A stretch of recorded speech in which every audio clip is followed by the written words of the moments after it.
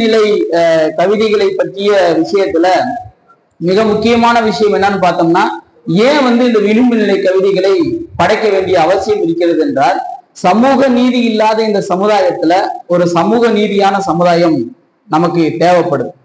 அது ஜாதிய ரீதியாகவும் இருக்கலாம், பாலின ரீதியாகவும் இருக்கலாம், வர்க்க ரீதியாகவும் இருக்கலாம்.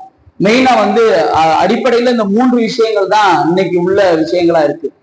அந்த அடிப்படையில பார்த்தோம் அப்படின்னா ஒரு சமத்துவ சமுதாயம் உருவாக வேண்டும் என்றால், சமத்துவ சமுதாயம் இல்லாத முரண்பாடுகளை பற்றிய கருத்துக்களை மக்கள் மத்தியில் உருவாக்க வேண்டிய ஒரு அவசியம் இருக்கிறது.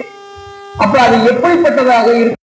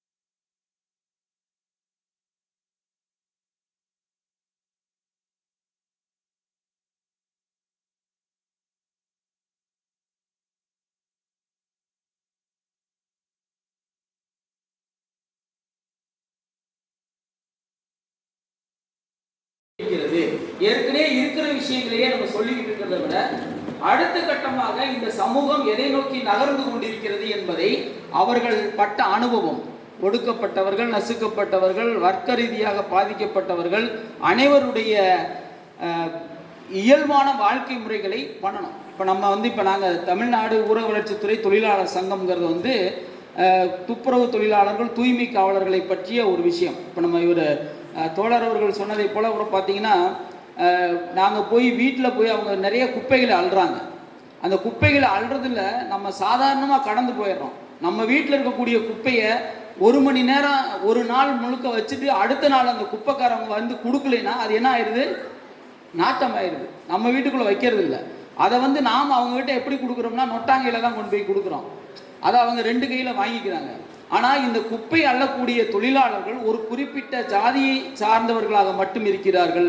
அதற்கு ஏன் உயர் ஜாதிக்காரர்கள் வருவதில்லை என்றால், அந்த வேலைகள் எல்லாம் ஒரு குறிப்பிட்ட வேலைகள் எல்லாம் இந்த ஜாதியை சார்ந்தவர்கள் தான் செய்ய வேண்டும் என்ற சமூகம் பொது புத்தியில் இருக்கிறது.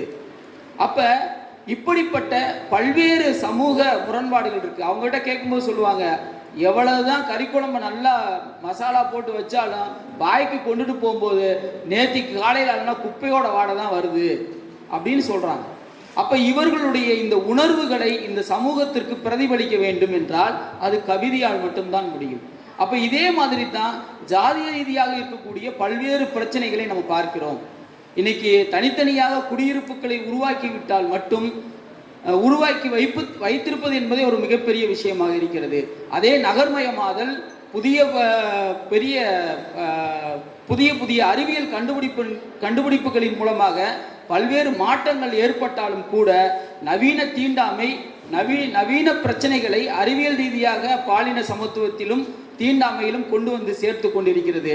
இவைகளை எல்லாம் நாம் சமகாலத்தில் இருந்து யோசிக்க வேண்டும் என்றால், இன்றைய மாணவர்கள் இந்த சமூகத்தில் இருக்கக்கூடிய பல்வேறு பிரச்சனைகள், குறிப்பாக பாலின சமத்துவம், வர்க்க ரீதியான பிரச்சனைகள், அதற்கு அடுத்த அப்படியே இருக்கக்கூடிய இந்த வர்க்க ரீதியான பிரச்சனைகள்ல இந்த இடம்பெயர்தல் எல்லாமே வருது.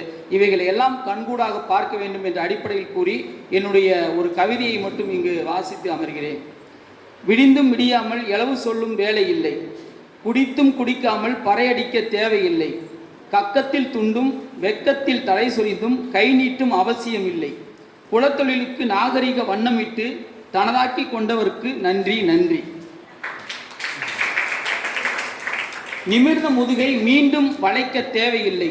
கற்ற கல்வியால் பெற்ற உரிமைகளை எல்லோருக்கும் பயனுற நீண்ட தூரம் நெடிய பயணம் வெற்றியாகட்டும். நம்பிக்கையில் ஜாதி ஒளியட்டும்.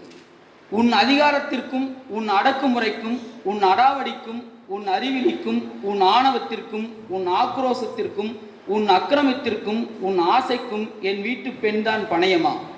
அச்சத்தை விதைத்தாய், ஆதிக்கம் செய்தாய், குரல்வளை நெறித்து குரலற்றவராக்கினாய், சாதியின் நிழலில் ஒளிந்து கொண்டாய், சாமியை துணைக்கு அழைத்து கொண்டாய், சாஸ்திரங்களை ஆயுதமாக்கினாய், தீ மூட்டினாய், கலகங்கள் செய்தாய், வகை வகையாய் படுகொலை செய்தாய்.